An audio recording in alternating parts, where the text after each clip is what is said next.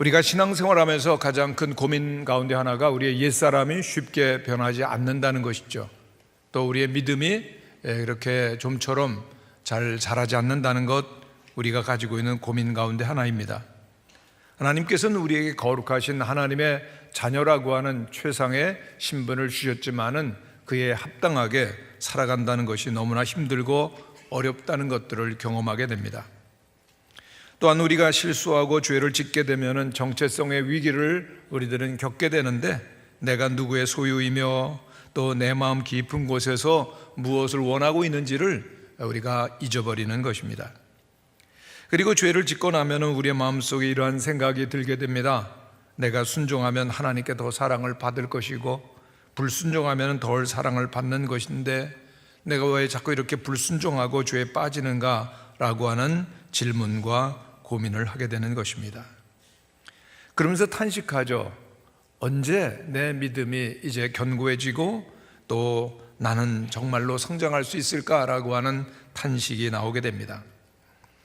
그러나 우리가 꼭 기억할 것은 신앙 성장의 비결이라고 하는 것은 너무나 단순하다라고 하는 것입니다.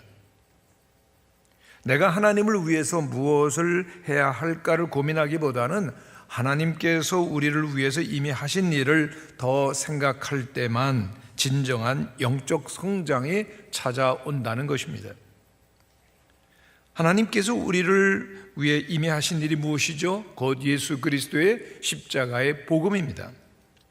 하나님과 우리의 관계라고 하는 것은 우리가 한 일이 아닌 그리스도께서 하신 일, 즉 복음으로만 결정될 수 있는 것입니다. 오늘 본 말씀 가운데 보면은 오순절날 성령이 강림하시고 성령 충만한 베드로가 설교를 하는 일이 나옵니다. 베드로의 설교는 매우 명확하고 단순합니다. 예수님께서 주신 순전한 복음을 전하는 설교이죠. 베드로는 예수님의 생애와 사건으로 복음을 설명하는데, 예수님이 십자가에서 죽으신 의미를 성경을 통하여서 명확하게 설명을 하자 그 자리에 있었던 많은 사람들이 깊은 마음에 감동을 받습니다. 그리고 베드로가 설교의 결론으로 내린 것이 너희가 예수를 십자가에 못 박았다라고 하는 것이었습니다. 이렇게 베드로가 예수님의 십자가의 사건을 말하였을 때 사람들의 마음이 깊이 찔렸다라고 본문은 증언을 합니다. 우리가 예수님을 만나면 만날수록, 예수님을 자세히 알면 알수록 우리의 마음은 찔리고, 예수님을 만난 사람들의 인생은 뒤흔들리는 것들을 경험하게 됩니다. 복음의 능력이 강력하기 때문입니다. 예수님은 우리의 인생과 영혼을 뒤흔들어 놓습니다. 주님을 한번 만나면 우리의 삶이 송두리째 바뀌어지는 것입니다.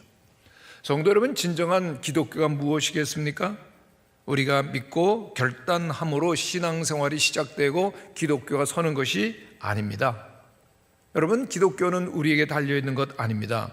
그렇습니다. 우리가 신앙인이 된 것은 우리가 스스로 기독교의 진리를 깨달은 것이 아니라 하나님께서 우리를 알도록 해 주신 것입니다 라고 고백할 때 우리의 기독교의 신앙은 서게 되는 것입니다. 그 누구도 스스로 그리스도인이 될 수가 없는 것이죠. 베드로의 이와 같은 설교를 들었던 사람들은 고백을 합니다. 예수님은 나 때문에 죽으셨습니다. 예수님의 십자가는 바로 내 탓이고 내가 예수님을 십자가에 못 박았습니다라고 분명히 받아들이고 있는 장면을 보게 됩니다. 이것이 얼마나 중요한지 모릅니다. 예수님의 십자가와 그리고 내가 연결될 수 있는 것은 바로 복음을 통해서 내가 예수님을 십자가에 못 박았다고 고백할 때 가능하기 때문인 것입니다. 정말 내가 예수님을 죽인 사람입니다. 예수님은 나 때문에 십자가에 못 박혀 달려 돌아가셨습니다 라고 그렇게 고백할 때 우리의 마음에는 찔림과 그리고 또한 아픔이 있는 것입니다. 그러나 중요한 것은 그와 같은 가책과 찔림에 머물러 있는 것이 아니라, 여기에 보면 유대인들이 그 다음 해답을 찾아가는데, 형제들아 우리가 그리하면 어찌할꼬 라고 그렇게 묻고 있는 것입니다. 복음의 놀라운 능력 가운데 우리 계속해서 살기 위해서 그 다음 우리가 해야 될 것이 무엇인가를 묻는 것이죠. 우리가 그러면 어떻게 복음의 능력 가운데 계속 머물 수가 있겠습니까? 베드로는 이렇게 말하고 있습니다. 첫 번째, 우리가 계속해서 복음의 능력 가운데 살기를 원한다면은 항상 예수 그리스도를 바라보아야 한다는 것입니다. 베드로는 38절에서 말합니다. 너희가 회개하여 각각 예수 그리스도의 이름으로 세례를 받고 죄의 사함을 받으라. 그리하면 성령의 선물을 받으리니 그랬습니다. 먼저 베드로는 회개하라고 말합니다. 한번 따라 하시기를 바랍니다. 회개해야 합니다. 네, 회개라고 하는 것은 헬라어 원문을 보면 메타노이아, 방향 전환을 말하는 것입니다. 그냥 아파하고 뉘우치고 눈물을 흘리는 것이 회개가 아니라는 것이죠. 회개라고 하는 것은 진정 바른 방향으로 돌아서며 돌아오는 것입니다. 바른 방향을 바라보며 나아가는 것입니다. 하나님을 등지고 살던 사람, 이제는 하나님을 바라보고 그리고 주님께로 돌아오는 마음이 회개하는 마음입니다.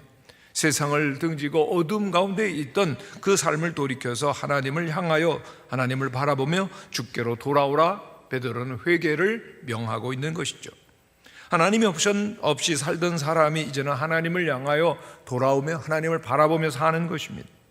예수 그리스도는 우리의 주가 되시고 살아계신 하나님의 아들이 되시고 나를 위해 죽었다가 부활하신 주님임을 인정하지 않던 사람들이 돌이켜서 예수 그리스도를 시인하는 것입니다.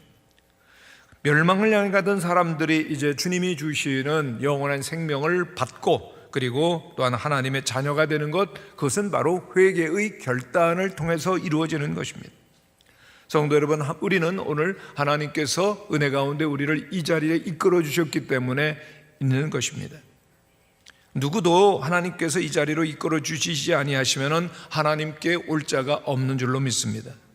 하나님께서 우리를 이 자리에 이끌어 주심을 깊이 감격하며 감사해야 되는데, 중요한 것은 이와 같이 주님께서 우리를 이끌어 주시고 인도하여 주시는 분이심을 우리들이 믿고 그리고 또한 결단하는 것입니다. 주님으로 내가 모시는 결단이 필요한 것입니다. 아무리 우리가 오래 교회를 다닌다 할지라도 개인적인 주님을 나의 주로 고백하는 결단이 없다면 인생은 변화되지 않는 것이죠. 우리의 마음 가운데는 주님께서 깊이 임재하여 계셔야 되는 것입니다. 우리가 믿지 아니하는 상태에서 돌이켜서 예수님께 나와서 우리의 모든 죄를 자백하고 십자가의 공로로 죄사함을 받을 때 하나님의 자녀가 되는 것입니다. 많은 경우 사람들은 어떻게 삽니까? 세상 가운데 살면서 세상과 사람들을 바라보면서 사람들의 인정과 칭찬에 철저히 의존해서 살아가는 것 보게 됩니다. 여러분, 인정과 칭찬이라고 하는 것은 원래 나쁜 것은 아닙니다. 하나님께서 주시는 귀한 선물 가운데 하나입니다. 그러나 우리들이 사람의 인정과 칭찬만으로 우리의 자존감의 기둥으로 삼는다면, 주된 근원으로 삼는다면 그것이 칭찬과 인정과 사람이 없이는 살 수 없는, 결국은 그 사람들에게 매이고 마는 삶, 자유를 누리지 못하는 것입니다. 진정한 우리의 자신이 바로 설 수 있는 것은 오직 하나님으로부터 말미암아 주어지는 것이요, 그리고 또한 하나님께서 우리에게 주시는 그와 같은 자존감은 예수 그리스도의 십자가를 통해서만 이루어지는 것입니다. 우리는 하나님께 나아갈 수 있는 아무런 자격이 없습니다. 그런데 하나님께로 나아갈 수 있고 하나님의 인정과 칭찬을 받게 하는 것은 그리스도 예수의 십자가의 대속으로 가능한 것입니다. 예수님께서는 결코 우리가 할 수 없는 일, 하나님의 자녀가 되고 의로워지는 그 일을 십자가상에서 해주신 것입니다. 스스로 우리가 얻을 수 없는 것을 실제로 해주신 분이 바로 예수 그리스도이신 것입니다.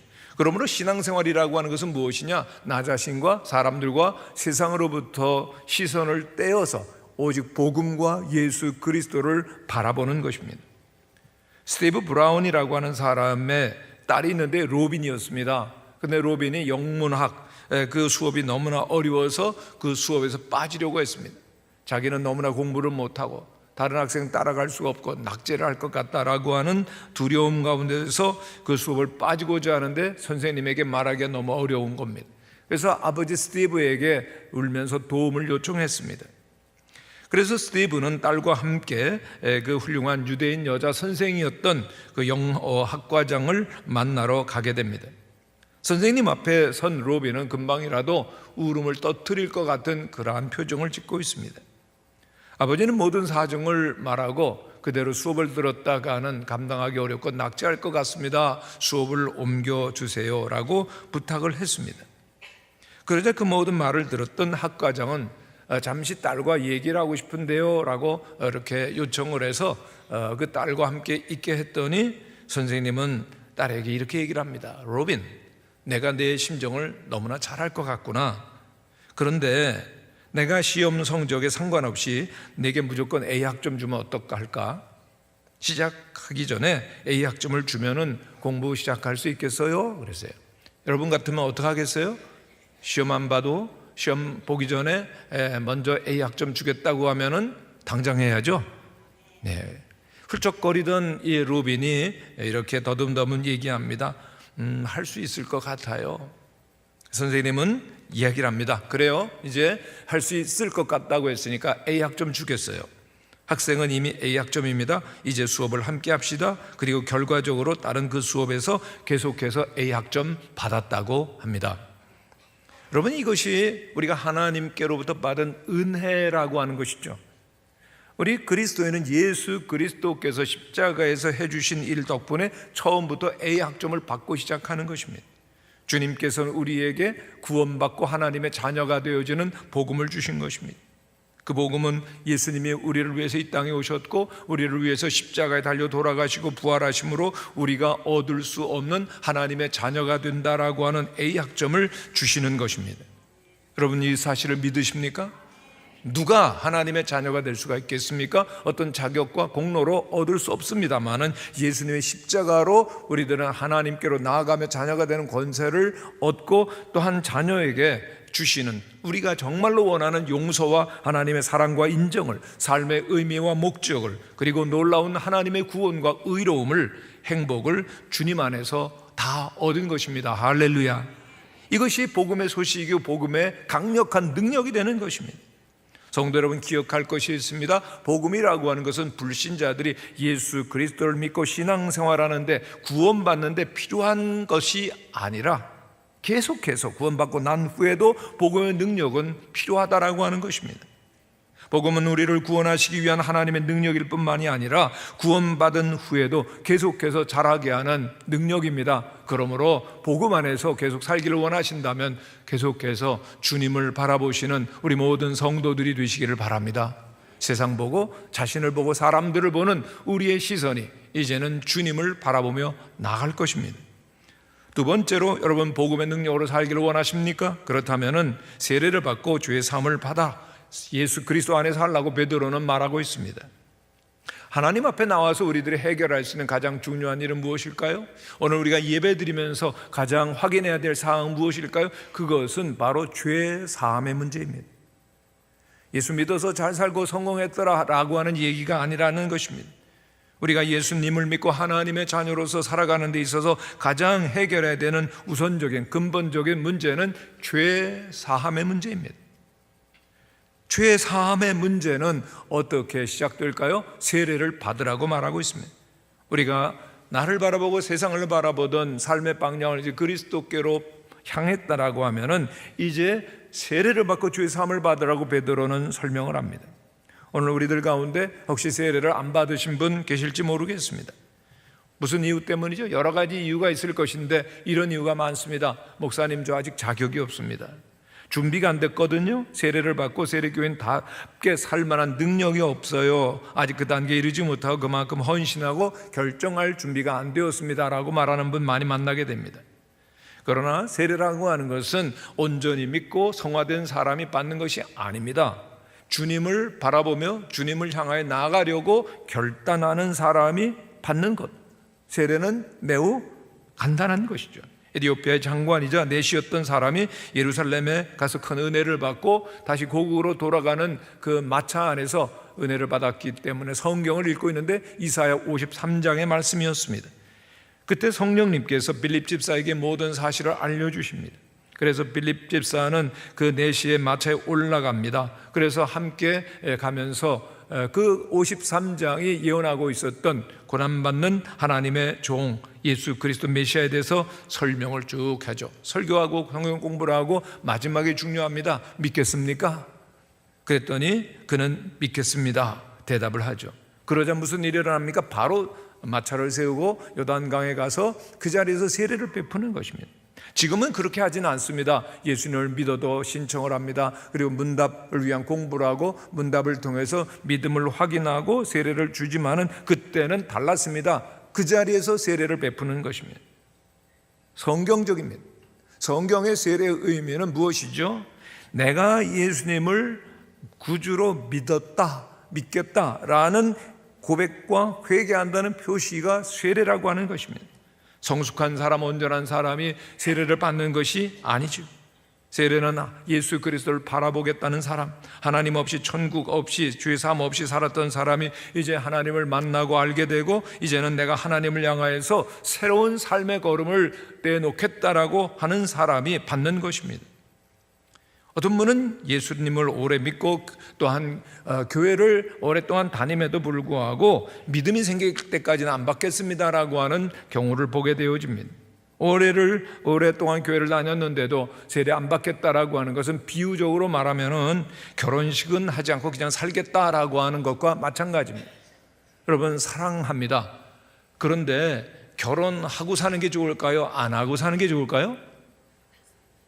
그럼 뭐라서 뭐 하겠습니까? 정말 진실한 사랑이 있다면 결혼을 하고 사는 것이죠. 정말 우리가 예수님을 믿고 주님을 바라보며 살겠다, 세례를 받는 것. 세례라고 하는 것은 예수님과 영적인 결혼하며 그리고 또한 하나로서 공포하며 산다는 것을 의미하는 것입니다. 세례는 정말 중요한 것입니다. 그렇기 때문에 38절은 말씀하는데 우리 한번 같이 읽어보겠습니다. 시작. 너희가 회개하여 각각 예수 그리스도의 이름으로 세례를 받고 죄 사함을 받으라. 죄 사함을 받음으로 우리는 그리스도 예수의 사람이 됩니다. 주님이 우리와 함께 하시는 엄청난 사건, 이것이 그리고 또한 죄 사함에 얻는 길인 것입니다. 복음의 소식은 매우 단순합니다. 하나님이 나 같은 죄인을 살리시기 위하여, 구원하기 위하여 예수 그리스도를 보내주셨습니다. 믿습니까? 그리고 예수 그리스도께서는 하나님의 구원을 받고 하나님의 자녀로 살려면 주님이 필요하다라고 겸손히 인정하고 세례를 받고 주님이 주시는 죄사함과 구원을 받는 주님 안에 사는 것이 세례가 되는 것입니다. 오늘날 많은 사람들이 하나님의 존재를 인정하지 않고 거부하는 그러한 어둠의 인생길을 걸어가고 있습니다. 언제 그것이 시작됐습니까? 에덴 동산에서부터 시작된 인류의 여정입니다. 그러나 그 여정은 어둠과 멸망을 향하여, 허무함을 향하여 나아가는 방황에 불과한 것입니다. 목적도 없이, 생명도 없이 허탄한 어둠의 길에서 방황하는 삶을 돌이켜서 이제는 목적과 생명이 있는 구원의 길로 돌이키는 것입니다. 세례를 받아야 되는 것입니다. 예수님을 이제는 공적으로 시인하고 또한 죄사함을 받는 것입니다. 바로 로마서 8장 1절은 이와 같은 우리에게 주어진 은혜를 말하고 있습니다. 우리 한번 같이 읽어보겠습니다. 그러므로 이제 그리스도 예수 안에 있는 자들에게는 결코 정죄함이 없나니, 예수 그리스도 안에 있어야 정죄함이 없다는 것입니다. 주님께서는 우리가 이제 예수님을 바라보고 주님 안에 있을 때 인정받고 용서받았음을 우리들이 알라고 말씀하시는 것입니다. 예수님을 나의 주로 고백할 때, 그리고 또한 주님이 내 안에 있을 때, 세례받은 자로 살아갈 때 죄를 이길 수 있는 힘이 주어지는 것입니다. 중국에서 놀라운 부흥을 경험하며 많은 중국인들에게 세례를 베풀고 교회를 섬기던 한 선교사님이 중국 정부에 의해서 강제 추방을 최근에 당하게 되었습니다. 그러나 중국에 대한 영혼 구령에 대한 열정과 마음을 포기할 수가 없어서 제3국에서 중국 선교를 위한 인재를, 영적 지도자를 계속 교육하는 일을 위해서 제3국에서 사역을 하는 그런 선교사님을 우연히 제가 만나게 되었습니다. 안면이 있었던 이 선교사님은 굉장히 반가워하면서 한번 우리 무학교를 찾아오시겠다라고 말씀을 했습니다. 그래서 2주 전에 우리 교회를 찾아온 선교사님은 대화라는 가운데 그동안에 중국에서 일어났었던 그 놀라운 일들을 간증을 하기 시작합니다. 참으로 크신 하나님의 역사 가운데 많은 이들이 중국 땅에서 복음을 듣고 돌아오더라는 겁니다. 정말 무수히 많은 영혼들이 계속 돌아오는데 예수를 믿겠다고, 그리고 또한 주님께로 나오는 이들을 위해서 첫 번째로 해야 될 일이 뭡니까? 당연히 세례를 베푸는 거죠. 그래서 그들로 하여금 정상적인 그리스도인으로의 신앙생활을 시작하게 해야 되는데, 그런데 중국 공안 당국이 이를 알고서는 반대를 합니다. 압력을 가합니다. 세례를 베풀지 말라고 그렇게 탄압을 가하고 여러 가지 방법을 통해서 이 선교사님의 사역과 교회를 핍박하기를 시작했습니다. 너무나 견디기 어려웠습니다. 그러나 선교사님은 굽힐 수가 없었죠. 더 놀라운 열심을 가지고 사역을 하는데 정말 하나님의 큰 일들이 일어납니다. 복음을 전하면 더 많은 중국인들이 나오기를 시작한 주님께로 돌아오는 겁니다. 그러나 공산당의 압력과 핍박은 더 강력해지고 압력의 수위도 더 높아지는 것입니다. 더 이상 계속 사역하면 추방하겠다라고 하는 협박은 물론이고 나중에는 결국 감옥에 갇히게 되었는데 그 무시무시한 고문의 도구들을 보여주고 살해의 위협과 공포 분위기를 조성하면서 선교를 중단하라 했지만은 선교사님 이미 순교도 각오하고 있었던 상태였습니다. 참 위태로운 상태죠. 근데 어느 날입니다. 가장 옆에서 이 선교사님을 힘들게 협박하고 어렵게 했었던 한 공산당원이 오더니 자기를 위해 기도해 달라고 하는 겁니다. 놀라운 일이었죠. 사연을 들어보니까 갑자기 몸이 아주 아파지기 시작하는데 더 이상 하나님을 대적하고 선교사님을 핍박하면 안 되겠다라고 하는 마음이 들었다는 겁니다. 기도해 달라고 말하면서 자기가 지금은 이렇게 공산당원이지만은 어머니께서는 신앙생활을 열심히 하셨고 자기를 위해서 많이 기도하셨다는 겁니다. 성령이 역사하신 것이죠. 기도해 드렸더니 병이 낫게 되고 그리고 얼마 후에 이 공산당원이 오더니 어느 날 세례를 베풀어 달라고 그러더랍니다. 어떠한 그런 불이익을 당하고 공산당원으로서 누릴 수 있는 혜택과 그리고 특권을 잃어버린다 할지라도 예수님을 저버릴 수 없다라고 하는 생각을 갖고 결단한 것입니다. 그 세례를 베풀죠. 그리고 이 선교사님의 사역을 통해서 그 다음부터는 무수한 공산당원들도 주님께로 나오게 되었다고 합니다. 할렐루야. 결국은 추방을 당했지만은 선교사님 앞으로 중국 땅에 하나님께서 얼마나 놀라운 일을 하실지 꿈꾸며 그리고 기도하며 흥분된다라고 간증을 하셨습니다. 주님 안에 사는 우리의 결단이 필요합니다. 세례죠. 세례는 이전에 살던 나는 죽고 예수 그리스도 안에서 새롭게 되어지는 것을 의미하는 것입니다. 나는 그리스도 안에서 새롭게 사는 것을 뜻하는 것입니다. 그리스도인 되기를 원합니까? 복음의 능력을 따라서 살기를 원하십니까? 그렇다면 이전에 나는 죽어야 되는 것입니다. 이제 이전에 나의 옛 모습은 벗어버리고 예수 그리스도로 옷 입고 새롭게 복음의 능력 안에 사는 우리 모든 성도들이 되시기를 간절히 축원합니다. 세 번째로 복음의 능력 안에 살기를 원하십니까? 그렇다면은 성령의 선물을 받으라고 베드로는 강력하게 말합니다.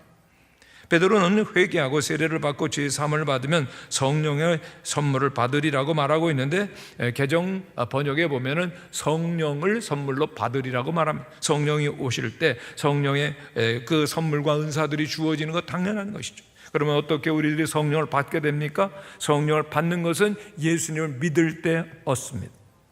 예수님을 믿는 순간 죄 사함을 얻을 때 세례를 받을 때 성령님께서 하나님의 보내심을 받아서 우리에게 임하시는 것입니다. 예수님을 향해서 우리의 영혼과 마음의 문을 활짝 열 때 하나님께서는 하늘의 문을 여시고 성령을 우리에게 부어주시는 것을 믿으시기를 바랍니다. 놀라운 이 신앙의 신비로움입니다. 예수님을 믿는다는 것이, 고백하는 것이, 세례를 받는다는 것이 얼마나 큰 일입니까? 그런데 이런 사실을 많이 모릅니다. 이 사실을 몰랐던 사람들 중에 하나가 고린도 교회 성도들이었죠. 그래서 바울은 그들에게 말합니다. 고린도전서 3장 16절 말씀 한번 같이 읽겠습니다. 시작. 너희는 너희가 하나님의 성전인 것과 하나님의 성령이 너희 안에 계시는 것을 알지 못하느냐. 고린도 교회 문제가 많았습니다만은 바울은 그들이 성도라고 말합니다. 예수님을 구주로 고백했습니다. 그렇기 때문에 그들은 하나님의 성전이요, 하나님의 성령이 그들 가운데 계시다라고 하는 것입니다. 여러분 예수 그리스도를 믿으십니까? 그렇다면 여러분은 하나님의 성전입니다. 하나님의 성령이 여러분 안에 거하십니다. 하나님의 놀라우신 이 약속, 성경에 기록되어 있음에도 고린도 교회 성도들은 몰랐던 것이죠. 여러분 내 마음속에 예수님을 주라고 부르고 그리고 예수님을 믿겠다라고 그렇게 하는 마음 자체가 성령께서 이미 우리에게 오심을 말해주는 것입니다. 주님께서는 요한복음 14장에서 말씀하셨는데 한번 같이 읽어보시겠습니다. 시작. 내가 아버지께 구하겠으니 그가 또 다른 보혜사를 너에게 주사 영원토록 너희와 함께 있게 하리니 그는 진리의 영이라. 내가 너희를 고아와 같이 버려두지 아니하고 너희에게로 오리라. 예수님은 3년 동안의 사역을 마치시고 십자가에 죽으시고 또 부활하시고 승천하실 것이지만 또 다른 보혜사를 우리에게 보내주신 데 진리의 영이라 말씀하십니다. 고아와 같이 우리를 버려두지 아니하시고 함께 해주실 영을 보내주시는데 바로 성령님을 모든 믿는 자에게 주시겠다라고 약속하셨습니다. 예수 그리스도를 믿는 우리 모든 그리스도인들은 마음속에 성령이 와 계심을 믿고 그리고 주님 안에서 온전히 기뻐하며 감격하며 승리하는 삶을 살게 되시기를 바랍니다. 여러분에게 질문을 하고 싶은데요, 여러분 하나님을 믿으십니까? 하나님을 사랑하십니까? 정말로 사랑하십니까? 그렇다면 하나님께 우리의 정신이 팔려야 돼요. 정말 사랑하면 사랑하는 대상에 푹 빠지는 것 아닙니까? 그런데 우리들이 세상에 정신이 팔리면 우리의 영혼과 생명을 빼앗기는 것입니다. 롯의 아내가 소돔과 고모라에 살면서 세상과 물질을 물질의 마음에 빼앗겼을 때 그는 소금 기둥되지 않았습니까? 무엇에 우리들의 정신이 팔리느냐가 중요한 것입니다. 오직 성령으로 충만해서 하나님의 사랑으로 거룩한 주님의 은혜 가운데 사시는 성도들이 되시기를 바랍니다. 성령은 하나님의 사랑을 우리에게 부어주십니다. 그 사랑으로 복음의 능력이 충만할 때 결국 기뻐하며 승리하는 삶이 가능한 것입니다.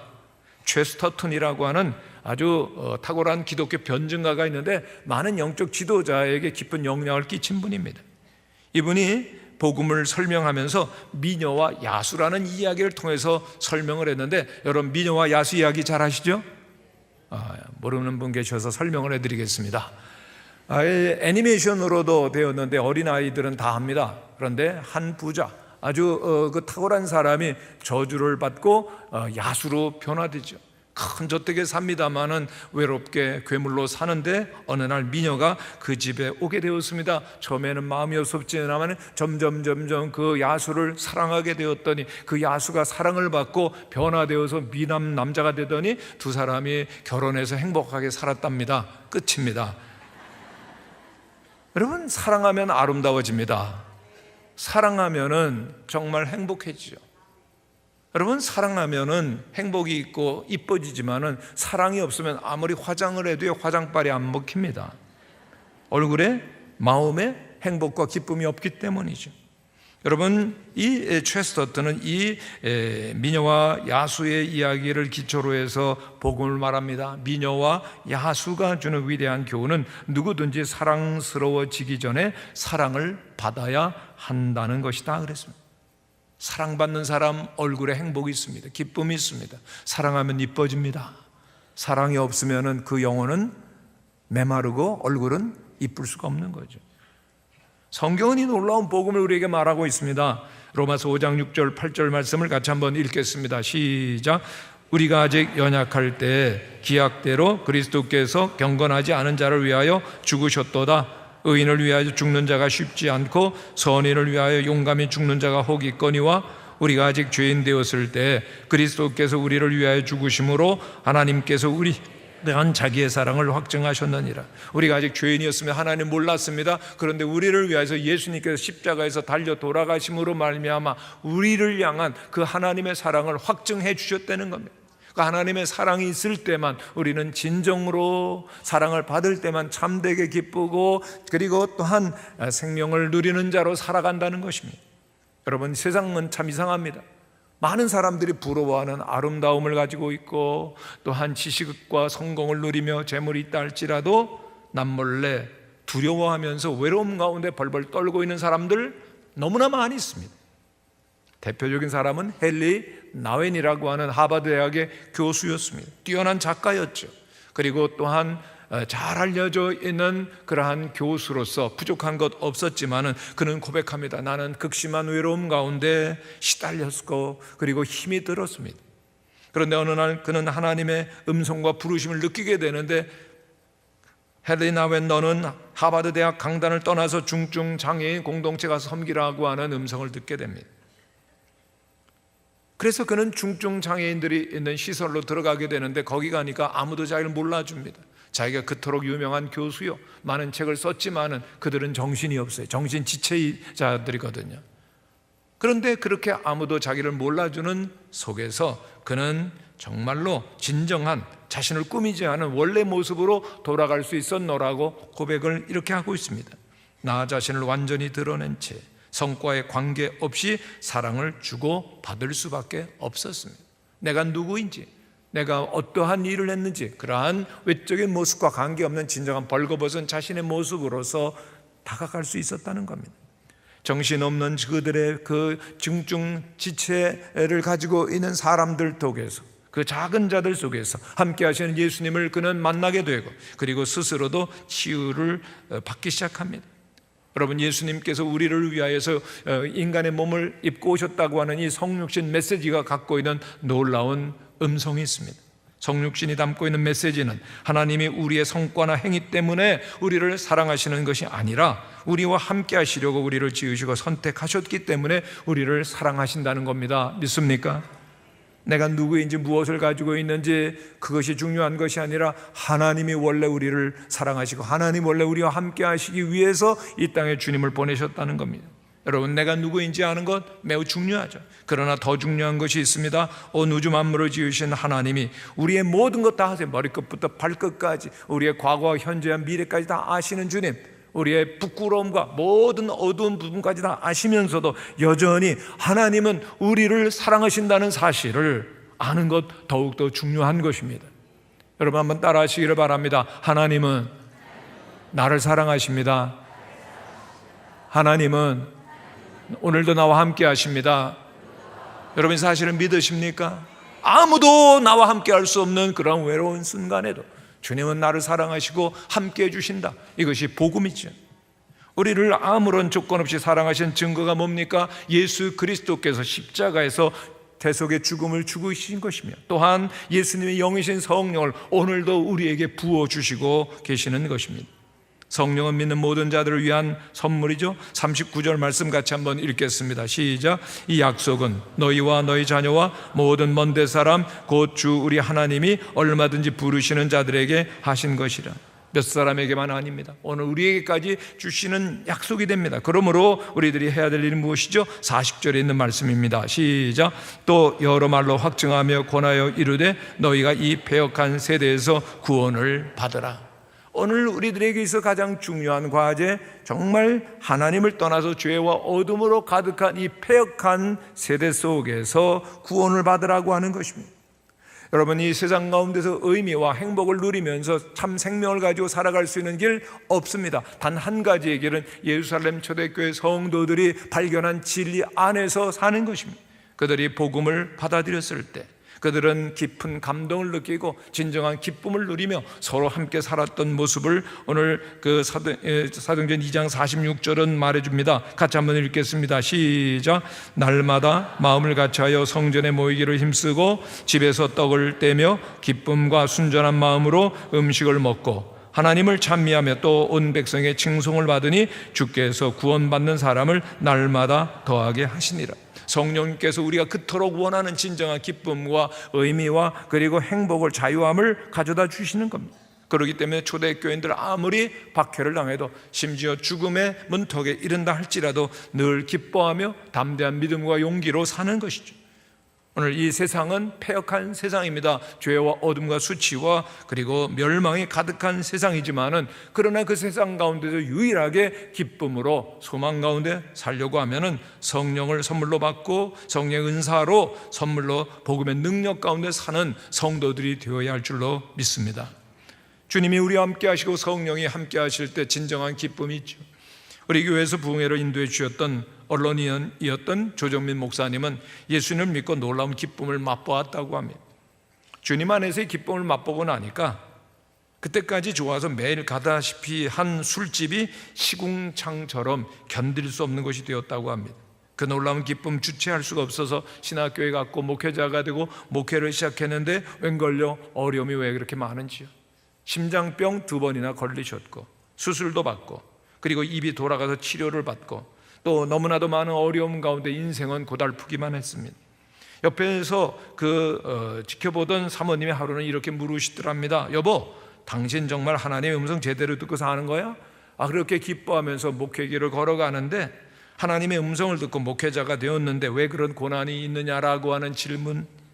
탄식인 것이죠. 또 묻더랍니다. 여보, 당신 옛날에 예수님 몰랐을 때 술집만 다녀도 즐겁고 기쁘게 살았잖아. 그런데 지금 어때? 정말 지금 기뻐? 정말 사모님 옆에서 보니까 너무 어려움이 많으니까 묻는 겁니다. 예수님 몰랐을 때 돈도 있고 고난도 없었고, 그리고 또한 오히려 기쁘고 즐겁게 살았는데 예수님을 만나가지고 지금 너무나도 고난도 많고 그래서 정말 기쁨이 없지 않느냐라고 하는 지적을 한 것입니다.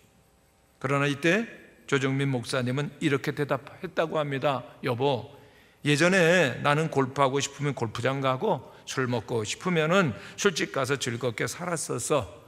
그러나 그렇게 즐거운 건 한순간이어서 오래가지 않았어. 반면에 예수님 안에서 받는 이 기쁨은 한순간이라도 영원해. 한순간이라도 영원한 기쁨이 있다는 거죠. 성도 여러분, 예수님을 믿고 성령님 안에서 얻는 기쁨은 세상에 무엇과도 바꿀 수 없는 영원한 참된 기쁨인 줄로 믿습니다. 오늘 이 자리에 계신 성도님 가운데서 진정한 자유와 기쁨과 삶의 의미와 행복을 누리지 못하는 분이 있다면 결단이 필요합니다. 이 패역한 세대 가운데서 구원을 받으라고 말씀하시는 복음의 메시지를 듣고 결단하는 것이죠. 오늘 교회 오래 다닌다고 그 기쁨을 아는 것이 아닙니다. 예수 그리스도를 마음속에 모시며 주님 안에 살고 성령의 선물을 받는 자만이 누릴 수 있는 것입니다. 이 놀라운 생명에 예외되는 자가 없어야 될 것입니다. 오늘 우리들에게 필요한 결단, 오직 예수 그리스도를 바라보면서 주님 안에 거하는, 그래서 성령을 선물로 받아 성령의 인도하심을 따라서 살아가는, 하나님이 원하시는 인생을 새롭게 출발하는 모든 성도들 되시기를 간절히 축원합니다. 다시 한번 묻습니다. 여러분, 하나님 믿습니까? 하나님 사랑하십니까? 정말 사랑하세요? 그러면 하나님께만 정신이 팔려야죠. 하나님께만 우리의 마음과 시선이 향하고 오직 주님 안에 거하는 가운데 복음의 능력으로 충만한 성령의 은혜로 가득한 승리하는 기뻐하는 모든 성도들 되시기를 간절히 축원합니다. 다 함께 일어나셔서 기도하겠습니다.